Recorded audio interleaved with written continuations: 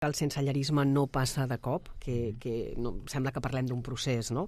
Eduard, en aquest procés, quins serien els factors que hi porten a la situació del sensellarisme? Bé, que el procés és un procés que és progressiu, no? I més aplicat al que a una persona li pot acabar passant, no? Doncs hi ha, per exemple, una pèrdua d'ingressos et pot portar a una dificultat de poder afrontar un pagament, no? I això et pot portar a una situació de desnonament, una finalització d'un contracte de lloguer on tu has de deixar aquest habitatge, no? També poden ser dificultats d'estar en un habitatge insegur, i aquest habitatge insegur molt fàcilment pots acabar en situació de carrer, i moltes pèrdues de suports, és a dir, són situacions que porten que una persona progressivament vagi perdent suports, vagi perdent aquells llocs on potser podria estar residint i finalment acaba per perdre aquest lloc, no? Això és una cosa que va passant successivament, són petites pèrdues que les persones van tenint i poden acabar revertint en una situació de sensellarisme o de sense sostre.